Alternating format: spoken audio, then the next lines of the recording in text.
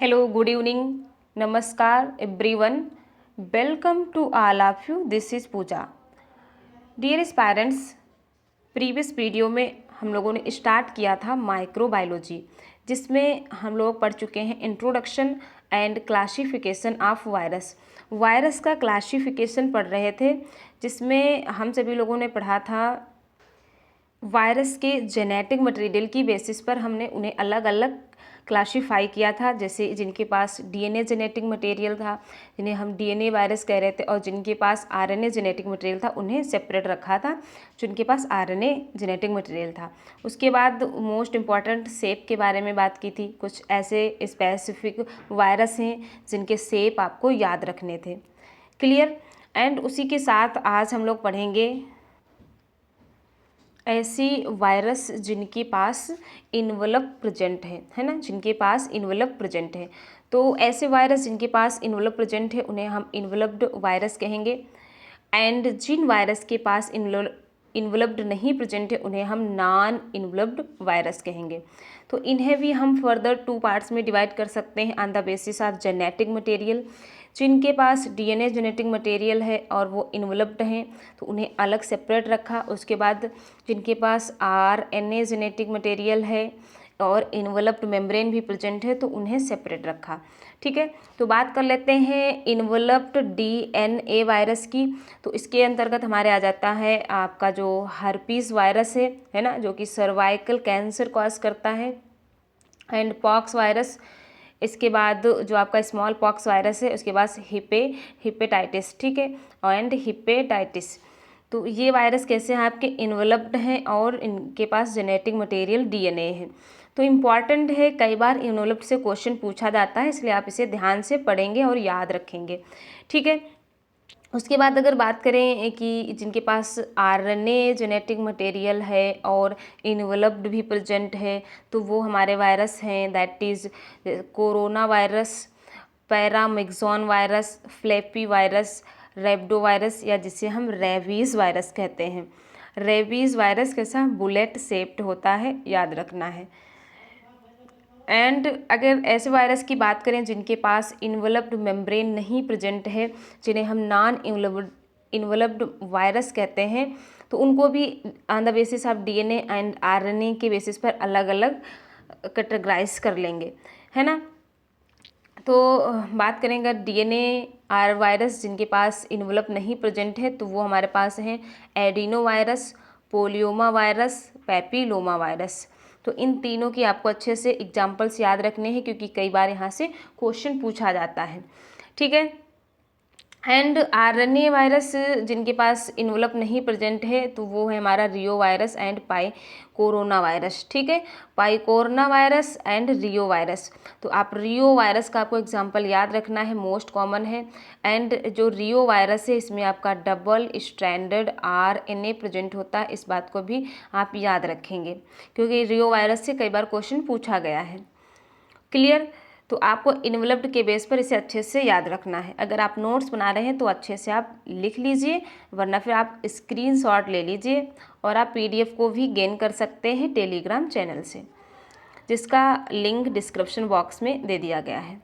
चलिए नेक्स्ट बात करते हैं। अब हम लोग थोड़ा सा डिटेल में पढ़ेंगे वायरस के बारे में। ठीक है, उसमें भी सबसे पहले हम लोग पढ़ने वाले हैं क्या, बैक्टीरियोफेज, क्योंकि यहाँ से बहुत कॉमनली क्वेश्चन पूछा जाता है। बैक्टीरियोफेज की लाइफ साइकिल से कई बार क्वेश्चन पूछे जाते हैं, तो आप ध्यान से पढ़ेंगे और नोट पेन और बुक ले लेंगे, साथ साथ राइट डाउन भी करेंगे। आप अपनी आदत बनाइए हमारे साथ साथ लिखने की, जिससे कि पढ़ने के साथ साथ आपका एक अच्छा बेहतरीन नोट्स भी तैयार हो सके। ओके, चलिए बात करें अगर बैक्टीरियोफेज की, व्हाट इज बैक्टीरियोफेज। तो बैक्टीरियोफेज क्या है, a bacteriophage is virus that infects bacterial cell and reproduce inside it. ठीक है, जो बैक्टीरियोफेज हैं ये एक तरीके के वायरस होते हैं और ये बैक्टीरिया को इन्फेक्ट करते हैं। क्यों, क्योंकि जब इन्हें अपनी प्रोजेनी को इंक्रीज़ करना होता है, अपनी प्रोजेनी प्रोड्यूस करनी होती है, तो ये बैक्टीरियल सेल की मशीनरी को यूज़ करते हैं। तो ये इसे इन्फेक्ट करके क्या करते हैं, रिप्रोड्यूस करते हैं। क्लियर। एंड अगर बात करें कि इनके शेप की, इनके जेनेटिक मटेरियल की, तो ये वेरी करता है। The very a lot in their shape and genetic material. ये स्फेरिकल शेप के भी हो सकते हैं, ये टैडपोल शेप के हो सकते हैं, ये कॉमा शेप के हो सकते हैं। और अगर मोस्ट कॉमन शेप की बात करें तो ये मोस्ट कॉमनली ये टैडपोल शेप के होते हैं। जेनेटिक मटेरियल की बात करें तो डीएनए जेनेटिक मटेरियल भी हो सकता है एंड आरएनए जेनेटिक मटेरियल भी हो सकता है। क्लियर। चलिए अब देखते हैं बैक्टीरियोफेज की स्ट्रक्चर्स को, और आप इसे ध्यान से समझने की कोशिश करना। आपके सामने एक बैक्टीरियोफेज का लेवल्ड डायग्राम है। कई बार आपसे डायग्राम से भी क्वेश्चन पूछे जाते हैं, इसलिए आपको डायग्राम को भी ध्यान से और केयरफुली पढ़ना है। ये आपके पास एक बैक्टीरियोफेज का डायग्राम है, जिसमें कॉमनली हम लोग T4 या फिर T2 बैक्टीरियोफेज के बारे में पढ़ते हैं। तो जो आप ये अपर पार्ट देख रहे हैं ना, यहाँ से यहाँ तक, इससे हम हेड रीजन कहते हैं। ये क्या है? आपका हेड रीजन है, ठीक है। एंड नेक से जो आपका कॉलर रीजन है, यहाँ से इंड प्लेट तक का जितना पोर्शन है उसे हम टेल कहते हैं। तो हम बैक्टीरियोफेज को 2 पार्ट्स में डिवाइड कर सकते हैं, हेड एंड टेल में। जो इसका हेड है, इसके अगर हम डायामीटर की बात करें तो ये आपका 850 एंगस्ट्रॉन्ग इसकी विड्थ होती है, ठीक है। इसके हेड की जो चौड़ाई है ये 850 एंगस्ट्रॉन्ग होती है, और जो हेड की ये लंबाई है ये आपकी 1250 एंगस्ट्रॉन्ग इसकी लेंथ होती है। तो याद रखेंगे जो इसका हेड है ये पॉलीहेड्रल होता है, और इसकी विड्थ 850 एंगस्ट्रॉन्ग है एंड इसकी लेंथ 1250 एंगस्ट्रॉन्ग होती है। जो हेड रीजन है यहाँ पर क्या प्रेजेंट है? कैप्सिड प्रेजेंट है, जो इसकी बाहर आउटर मोस्ट लेयर है, ये जो मतलब बाहर की तरफ प्रेजेंट है हेड में, ये क्या है? ये आपकी कैप्सिड है। जो कैप्सिड है ये कैप्सोमियर से मिलकर बनी होती है, ये आपके कैप्सोमियर से मिलकर बनी होती है। जो कैप्सिड है ये कैप्सोमियर से मिलकर बनी होती है, और इसमें 2000 कैप्सोमियर्स होते हैं, ठीक है। याद रखना आप, बैक्टीरियोफेज का जो हेड है ये 2000 कैप्सोमियर से मिलकर बना हुआ है। एंड जबकि बात करें, अगर एक सेकेंड ध्यान से सुनना, टोबैको मोजेक वायरस की बात करें यहाँ से, और बैक्टीरियोफेज, इन दोनों वायरस के कैप्सिड के कैप्सोमियर से क्वेश्चन बहुत पूछा जाता है। तो टोबैको मोजेक वायरस में जो है 2130 कैप्सोमियर से उसका कैप्सिड बना होता है, जबकि बैक्टीरियोफेज का कैप्सिड 2000 कैप्सोमियर से मिलकर बना होता है। इस बात को अच्छे से याद रखेंगे। क्लियर। एंड इस कैप्सिड के अंदर, कैप्सोमियर के अंदर जो ये आप देख पा रहे हैं, ये क्या है? बैक्टीरियोफेज का जेनेटिक मटेरियल है, ठीक है, जो कि क्या है? डीएनए। जो बैक्टीरियोफेज का जेनेटिक मटेरियल है ये क्या है? डीएनए। तो T4 बैक्टीरियोफेज में एंड T2 बैक्टीरियोफेज में मोस्ट कॉमनली जो जेनेटिक मटेरियल है ये डबल स्ट्रैंडेड डीएनए होता है। इसके साथ साथ कुछ ऐसे भी बैक्टीरियोफेज हैं जिनमें जेनेटिक मटेरियल आरएनए प्रेजेंट होता है। क्लियर। नाउ जो इसमें डीएनए प्रेजेंट हुआ है, इसके डीएनए में लगभग 70 जीन्स प्रेजेंट होती हैं, जो कि अलग अलग फंक्शन के लिए रिस्पॉन्सिबल होती हैं। तो ये बात हो गई हेड रीजन की। इसके बाद जो नेक के पास से यहाँ पर एक कॉलर पाया जाता है, ठीक है। नेक के पास क्या है? एक कॉलर रीजन है। यहाँ से भी कुछ फाइबर्स लाइक स्ट्रक्चर्स निकली रहती हैं, जिन्हें हम विस्कर कहते हैं। क्लियर। जिन्हें क्या कहते हैं? विस्कर। और जो ये आप हॉलो लॉन्ग स्ट्रक्चर्स देख रहे हैं, इसको क्या कहते हैं? सीथ कहते हैं, ठीक है। ये क्या है? सीथ है, या इसी को हम टेल ट्यूब भी कहते हैं। जो टेल ट्यूब है ये किससे कवर्ड है? सीथ से। उसके बाद नीचे की तरफ आपको देखने को मिलेंगे 6 टेल फाइबर्स। एंड बैक्टीरियोफेज का सबसे लास्ट और इंड पार्ट क्या है? That is base plate. Base plate में बहुत सारे कॉन्ट्रैक्टाइल फाइबर्स लगे होते हैं, इस तरीके से कई सारे।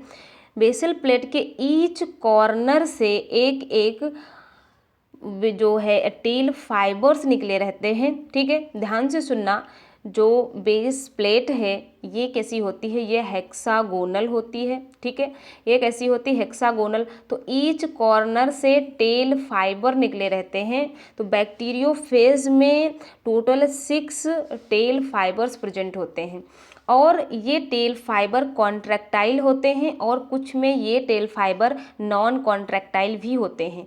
तो ध्यान रखना, ऐसे बैक्टीरियोफेज, ठीक है, जिनमें टी फेज का नंबर इवन हो, जैसे T2, T4, T6, तो जिनमें टी का नंबर इवन होता है उन बैक्टीरियोफेज में कॉन्ट्रैक्टाइल टेल फाइबर प्रेजेंट होते हैं और यही टेल फाइबर बैक्टीरिया से अटैचमेंट या होस्ट सेल से अटैचमेंट के लिए रिस्पॉन्सिबल होते हैं ड्यूरिंग इन्फेक्शन। क्लियर। और इसके साथ साथ जो ये बेस प्लेट प्रेजेंट है, यहीं से कुछ स्पाइक लाइक फाइबर्स निकले रहते हैं। ये आप छोटे छोटे देख पा रहे हैं, तो इन्हें हम क्या कहते हैं, स्पाइक कहते हैं। जो स्पाइक हैं और टेल फाइबर हैं ये क्या होते हैं, पॉलीपेप्टाइड चैन के बने होते हैं, ठीक है, प्रोटीनीशियस होते हैं, पॉलीपेप्टाइड चैन के बने होते हैं और 1 लाख इसका मॉलिक्यूलर वेट होता है, 1 लाख डाल्टन मॉलिक्यूलर वेट होता है ईच टेल एंड स्पाइक का। ध्यान से सुनेंगे आप तो हर एक चीज़ आपको समझ में आएगी और डेफिनेटली आप एक एक पॉइंट को लिखेंगे तो एक बहुत बेहतरीन नोट्स भी बनेगा आपका। क्लियर। तो यहाँ तक आई होप आपको अच्छे से समझ आई स्ट्रक्चर्स ऑफ बैक्टीरियोफेज। तो टेल फाइबर से क्वेश्चन पूछा जाता है, ठीक है, 6 टेल फाइबर मोस्टली प्रेजेंट होती हैं। जो बेसल प्लेट है ये हेक्सागोनल होती है, ठीक है, यहाँ से टेल फाइबर्स निकले होते हैं इसके ईच कॉर्नर से एंड इसके साथ साथ छोटे छोटे फाइबर्स होते हैं जिन्हें हम स्पाइक कहते हैं। क्लियर।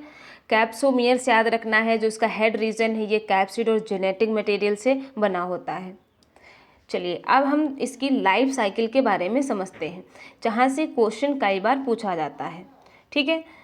नाउ सबसे पहले यहाँ पर हमने जो सारी बातें की हैं उसको हमने यहाँ पर एक अच्छे से नोट्स के फॉर्म में आपके लिए राइट डाउन किया है, आप इसे अच्छे से लिख लीजिए, है ना। टेल रीजन में 2000 कैप्सोमियर्स प्रेजेंट हैं, डबल स्ट्रैंडेड डीएनए प्रेजेंट होता है जो कि कैप्सिड के थ्रू इनक्लोज्ड होता है ना, कैप्सिड के अंदर प्रेजेंट होता है और ये आपकी क्या है, टेल फाइबर्स हैं। क्लियर। चलिए अब लाइफ साइकिल की बात करते हैं, बैक्टीरियोफेज की लाइफ साइकिल के बारे में। अच्छा, इससे पहले एक बहुत इम्पॉर्टेंट पॉइंट है, इसे आप याद रखेंगे, that is nomenclature of virus. Virus के नोमेनक्लेचर को क्या कहते हैं, दैट इज़ क्रिप्टोग्राम, ठीक है। वायरस के नोमेनक्लेचर को हम क्रिप्टोग्राम कहते हैं। इसके लिए एक टेक्निक्स होती है, उसमें आपके 4 पेयर्स स्टेटमेंट दिए रहते हैं, उनके थ्रू इसे जो है नोमेनक्लेचर किया जाता है वायरस का, ठीक है। किसी क्लास में हम डिटेल से इसके बारे में पढ़ेंगे। चलिए अभी बात करते हैं बैक्टीरियोफेज के बारे में। जो बैक्टीरियोफेज है इसे हम कॉमनली बैक्टीरियल ईटर भी कहते हैं या फिर इसे बैक्टीरियल वायरस भी कहते हैं। क्लियर। जेनेटिक मटेरियल की बेसिस पर हम इन्हें डिवाइड कर सकते हैं, जिनके पास डीएनए जेनेटिक मटेरियल है लाइक सिंगल स्ट्रैंडेड डीएनए या फिर डबल स्ट्रैंडेड डीएनए। तो जिन बैक्टीरियोफेज के पास सिंगल स्ट्रैंडेड डीएनए प्रेजेंट होता है वो हैं आपके 5X174, 5X174 and YM13 and कोलीफेज। ये आपके बैक्टीरियोफेज हैं, कैसे हैं, सिंगल स्ट्रैंडेड डीएनए। बात करें डबल स्ट्रैंडेड डीएनए तो जिसमें आपको T2 बैक्टीरियोफेज याद रखना है, इसके साथ साथ आपका T4 बैक्टीरियोफेज भी इसी में आता है। क्लियर। नाउ अगर आरएनए की बात करें तो single stranded RNA genetic material मिलता है आपका क्यूबी बैक्टीरियोफेज में, क्यूबी बैक्टीरियोफेज में, जो कि प्लांट को इन्फेक्ट करता है। एंड अगर डबल स्ट्रैंडेड आरएनए की बात करें तो ये आपको Q6 बैक्टीरियोफेज में देखने को मिलेगा। क्लियर। चलिए ये बहुत इंपॉर्टेंट है, इसे आप ध्यान रखेंगे क्योंकि यहाँ से भी क्वेश्चन पूछा जा सकता है on the basis of genetic material कि बैक्टीरियोफेज कौन सा डीएनए वाला है और कौन सा आरएनए जेनेटिक मटेरियल है किसके पास। क्लियर। चलिए नेक्स्ट बात करते हैं बैक्टीरियोफेज की लाइफ साइकिल की। Life cycle of bacteriophage. जो बैक्टीरियोफेज है इसमें हमें दो जो है फेजेस देखने को मिलती हैं। इसकी लाइफ में दो साइकिल देखने को मिलती हैं। एक लाइटिक साइकिल जिससे हम वायरुलेंट साइकिल कहते हैं। वायरुलेंट मीन्स होता है जो होस्ट को इन्फेक्ट करे, जो होस्ट में डिजीज़ को कॉज करे, होस्ट को किल कर दे, है ना, वो कैसे होते हैं, वायरुलेंट। तो कुछ ऐसे बैक्टीरियोफेज होते हैं जो होस्ट को इन्फेक्ट करने के बाद होस्ट सेल को ही मार देते हैं, उसकी लाइसिस कर देते हैं। तो ऐसे बैक्टीरियोफेज की लाइफ साइकिल को हम लाइटिक साइकिल या वायरुलेंट साइकिल कहते हैं। ठीक है।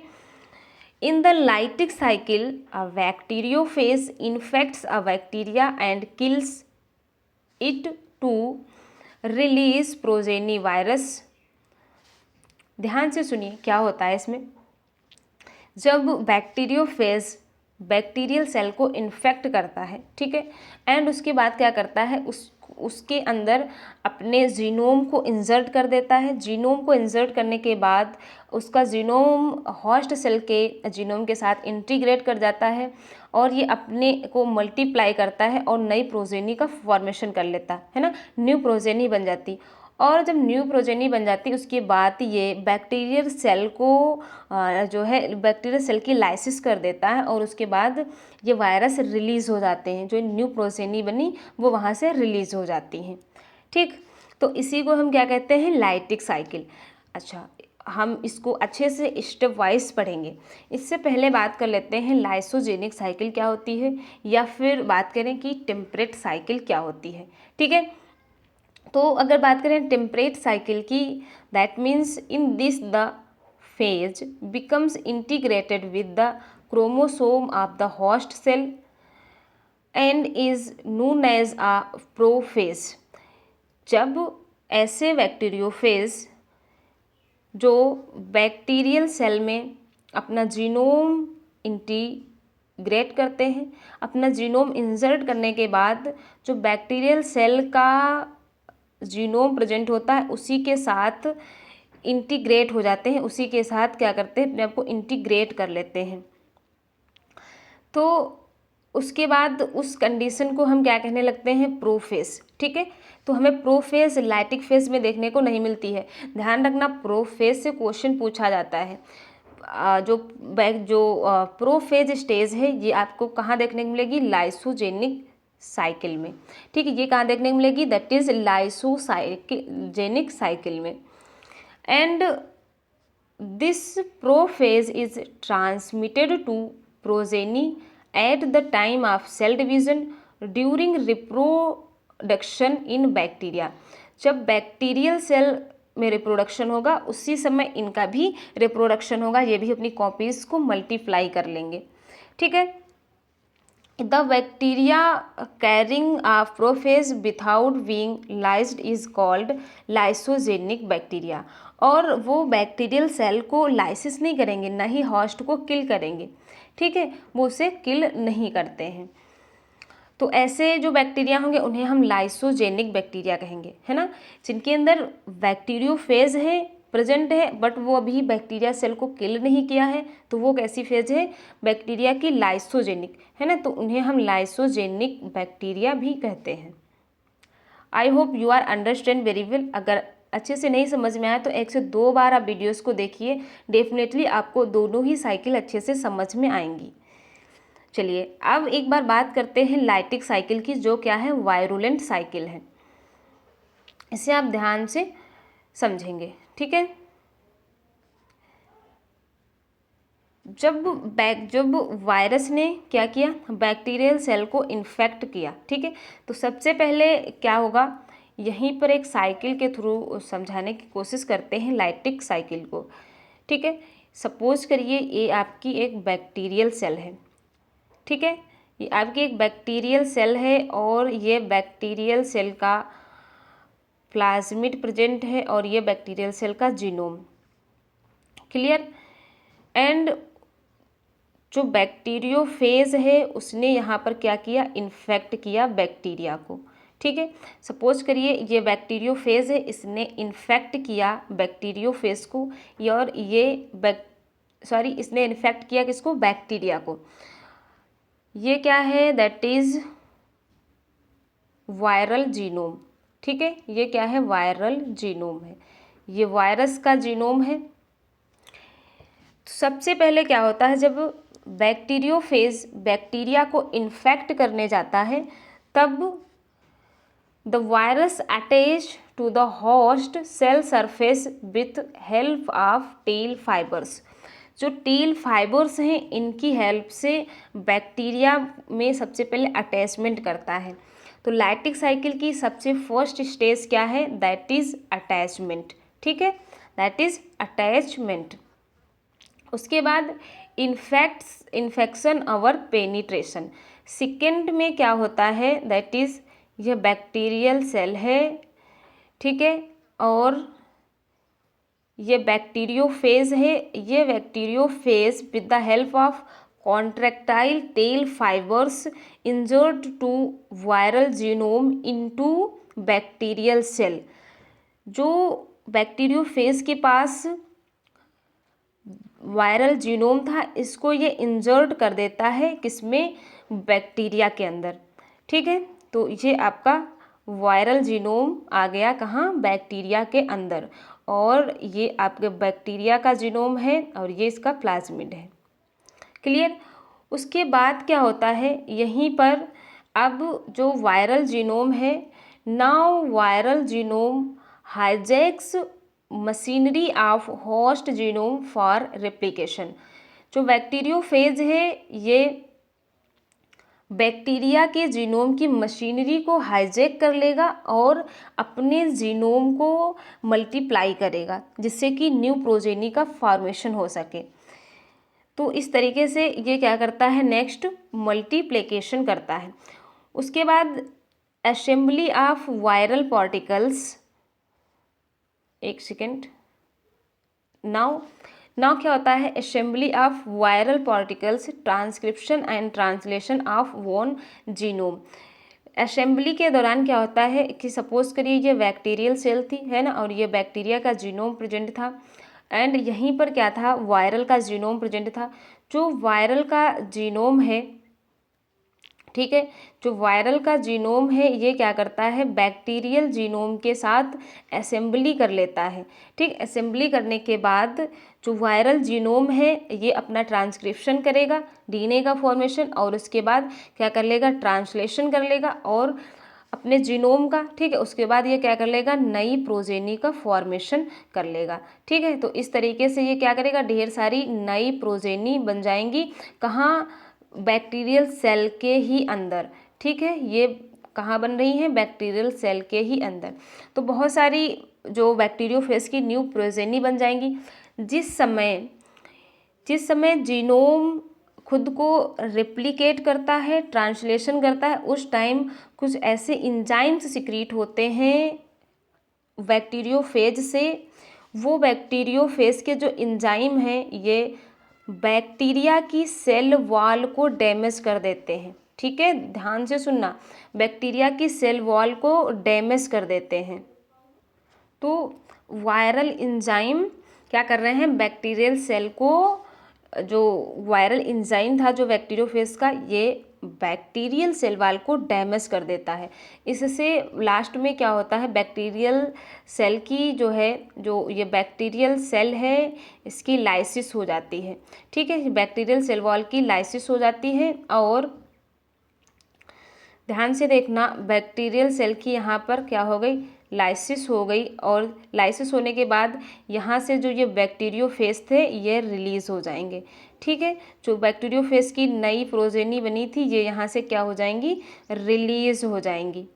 ठीक है, तो इस तरीके से लाइटिक साइकिल कंप्लीट होती है। तो लाइटिक साइकिल में क्या हुआ कि इसने होस्ट सेल को ही किल कर दिया, ख़त्म कर दिया होस्ट सेल को, और इसने अपनी नई प्रोजेनी का फॉर्मेशन कर लिया। क्लियर। तो ये थे स्टेप्स लाइटिक साइकिल के, जिन्हें आपको अच्छे से याद रखना है। एक बार ध्यान से देखेंगे क्या क्या हो रहा है। यहाँ पर अटैचमेंट हो रहा है। सबसे पहले बैक्टीरियल सेल से बैक्टीरियोफेज इन्फेक्ट करने जब जाएगा तो सबसे पहले क्या करेगा, अटैचमेंट करेगा। उसके बाद इन्फेक्शन और पेनिट्रेशन करेगा जीनोम का मल्टीप्लिकेशन होगा। मल्टीप्लिकेशन के बाद ये बैक्टीरियल जीनोम के साथ असेंबली कर जाएगा, जिससे कि अपनी कॉपीज़ को जो है मल्टीप्लाई कर सके। एंड उसके बाद क्या होगा, lysis and release, bacterial cell की लाइसिस कर देगा, उसको डिसॉल्व कर देगा उसकी सेल वॉल को, और खुद क्या हो जाएंगे, रिलीज हो जाएंगे। क्लियर। तो आई होप बहुत अच्छे तरीके से यहाँ तक आपको समझ में आया होगा। ठीक है, जब एक बार आप पीडीएफ को ध्यान से अच्छे से पढ़ेंगे, अपनी लैंग्वेज में समझने की कोशिश करेंगे, तो डेफिनेटली आपको अच्छे से समझ में आएगा। नाउ उसके बाद बात कर लेते हैं वायरल डिजीज़ के बारे में। ठीक है, बहुत ही इंपॉर्टेंट है ये चार्ट, यहाँ से कई बार क्वेश्चन पूछे जाते हैं। अलग अलग हम जीनोम की बात करेंगे, अलग अलग हम वायरल डिजीज़ की बात करेंगे। जो वायरस है ये प्लांट में भी डिजीज़ को कॉज करते हैं, एनिमल्स में लाइक कैटल्स वगैरह में भी ये डिजीज़ को कॉज करते हैं, एंड इसके साथ साथ ह्यूमन में भी डिजीज़ को कॉज करते हैं। तो ये चार्ट बहुत ही इंपॉर्टेंट है, आप इसे ध्यान से पढ़ेंगे और यहाँ से याद रखेंगे। यहाँ से ह्यूमन एंड हेल्थ वाले चैप्टर में भी यहाँ से क्वेश्चन पूछे जाते हैं। चलिए, प्लांट में अगर बात करें तो टीएमबी है ना, टीएमबी वायरस की बात करें जो कि टोबैको मोज़ेक वायरस है, तो टोबैको की लीफ में टोबैको मोज़ेक डिजीज़ को कॉज करता है। And cauliflower mosaic virus cauliflower में डिजीज़ को कॉज करता है। Sugar cane mosaic virus, potato leaf roll virus है ना, रोल, ये डिजीज़ को कॉज करता है। बंसी टाप ऑफ बनाना, ठीक है, ये भी क्या है, आपकी वायरल डिजीज़ है। लीफ कर्ल ऑफ पपाया, ये भी आपकी वायरल डिजीज़ है। Vein clearing of ladies finger, जो आपकी लेडी फिंगर है ना, जो लेडी फिंगर्स हैं इनमें क्या हो जाता है, वीन क्लियरिंग हो जाती है, तो ये भी क्या है, वायरल डिजीज़ है। Rice tungro disease, cucumber mosaic disease, tomato mosaic disease, ये सभी की सभी कैसी हैं, वायरल डिजीज़ हैं। ठीक है, ध्यान से समझना, ये सभी की सभी आपकी डिजीज़ दी गई हैं। ठीक है, यहाँ वायरस के नेम नहीं दिए हैं और इनके वायरस के नेम इन्हीं से रिलेटेड हैं। उसके बाद बात करें एनिमल डिजीज़ की, तो foot and mouth disease of cattle, जो कि फूट एंड माउथ वायरस से ही कॉज होता है और यही वायरस सबसे स्मॉलेस्ट वायरस होते हैं। Now rabies of dog, dog का जो रेबीज़ वायरस है जो कि हाइड्रोफोबिया के लिए रिस्पॉन्सिबल है। इनसेफेलोमाइलिटीज़ ऑफ हॉर्स, हॉर्स में इनसेफेलोमाइलिटीज़ नाम की जो डिजीज़ है ये भी किससे होती है, वायरस से। Clear.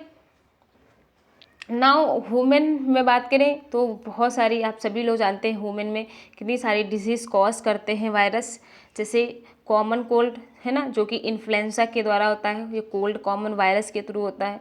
Hepatitis B, cancer, severe acute respiratory syndrome, AIDS जिसे एक्वायर्ड इम्यूनो डिफिशियंसी सिंड्रोम भी कहते हैं, rabies, mumps, polio, chikungunya, and next small pox, chicken pox, measles. तो ये सारी की सारी डिजीज़ किससे होती हैं, वायरस से, और इनके वायरस भी हैं, जैसे mumps virus, rabies virus, polio virus, chikungunya virus, small pox virus, ठीक है, मिसेल्स वायरस।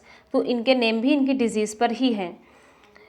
तो आई होप ये चार्ट आपको बहुत अच्छे से समझ में आया होगा। यहाँ से सभी के सभी अच्छे से आप डिजीज़ राइट डाउन कर लेंगे, क्योंकि बहुत बार यहाँ से क्वेश्चन पूछा जाता है। ओके, चलिए उसके बाद लास्ट एक बहुत important point, that is economic importance. क्या आपने सोचा है कभी कि वायरस का भी हमारी लाइफ में इकोनॉमिक इम्पॉर्टेंस होता है? वायरस जो कि नॉन लिविंग फॉर्म है, इतने माइक्रोस्कोपिक ऑर्गेनिज्म हैं, उनका भी हमारी लाइफ में कितना बड़ा इम्पॉर्टेंस है ना। तो एवरीथिंग इज़ इम्पॉर्टेंट। एर्थ पर जितनी भी चीज़ें प्रेजेंट हैं, चाहे वो मैन मेड हो या फिर वो नेचुरल हो, हर एक थिंग्स क्या है, हमारी लाइफ के लिए किसी ना किसी तरीके से बहुत इम्पॉर्टेंट होती है ना। तो बात करें कि जो वायरस है इनका हमारी लाइफ में इकोनॉमिक इम्पॉर्टेंस क्या है, दैट इज़ वैक्सीन फॉर्मेशन, है ना। आजकल कई तरीके की वैक्सीन किससे बन रही है, वायरस से, है ना। तो वायरस से वैक्सीन बनाई जाती हैं। पेस्ट कंट्रोल के लिए वायरस को यूज़ किया जाता है। बैक्टीरियल पैथोजन को कंट्रोल करने के लिए वायरस को यूज़ किया जाता है, जैसे आपके बैक्टीरियोफेज है ना, बैक्टीरिया को इन्फेक्ट करके बैक्टीरिया को किल कर देते हैं। एंड फॉरेंसिक वायरोलॉजी में, HSV में, है ना। तो इस तरीके से ये था आपका इनका इकोनॉमिक इम्पॉर्टेंस। क्लियर। चलिए next. So thank you so much everyone, मिलते हैं नेक्स्ट वीडियो में। Thanks for watching.